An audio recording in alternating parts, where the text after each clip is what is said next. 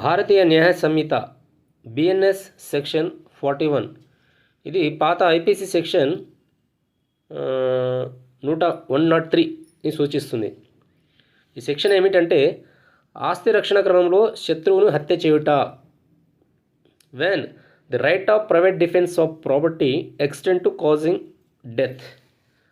అంటే ఈ సెక్షన్ యొక్క సారాంశం ఏమంటే చూస్తే ఇంతకుముందు వివరించిన సెక్షన్ 37లోని పరిమితులను గుర్తుంచుకొని, అంటే పరిమితులకు లోబడి, దాంతోపాటు సెక్షన్ 38లోని ఏ పరిమితులకు, అంటే సెక్షన్ 38లో ఏ చర్యలకు ఆత్మరక్షణ హక్కు వర్తిస్తుందని చెప్పేసి సెక్షన్ 38 వివరిస్తుంది. సెక్షన్ 37 పరిమితులు, అంటే ఆ పరిమితులలో ఆ సిచ్యువేషన్స్లో మనకు రైట్ ఆఫ్ ప్రైవేట్ డిఫెన్స్ పనికిరాదన్నట్టు.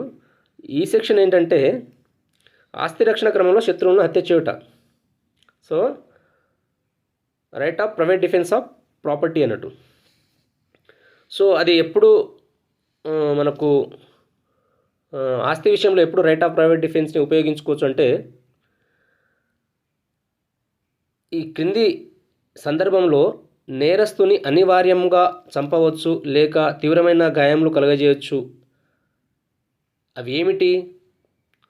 1 దోపిడీ జరుగు సందర్భంలో, 2 రాత్రి సమయంలో తలుపులు బద్దలు కొట్టి ఇంటిలోనికి ప్రవేశించే సందర్భంలో, 3 నివాస గృహములు, పడవలు, స్టీమర్లు వంటి జలమార్గ ప్రయాణ వాహనములు వంటి మానవ నివాస ప్రదేశములను, ఆస్తులను, వస్తువులను నిల్వయించు ప్రదేశములను తుంటరితనముతో అగ్నికి ఆహుతి చేయు సందర్భములు, దొంగతనము, తుంటరి చేష్టలు, అక్రమంగా ఇంటిలోకి ప్రవేశము మొదలైన నేరముల విషయంలో సందర్భమును బట్టి ఆత్మరక్షణ చేసుకుని ఎడల సదరు చర్యకు పాల్పడిన వ్యక్తి చేతిలో తనకు చావు తప్పదని లేక తీవ్రమైన గాయములు కలుగునని గాయములు కలగక తప్పదని భావించిన సందర్భంలో ఈ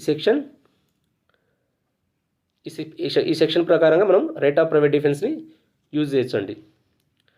మీకు ఇంకా పూర్తిగా కావాలంటే ఇమేజ్లోని మ్యాటర్ని చదివి అర్థం చేసుకోవచ్చు. Okay, thank you.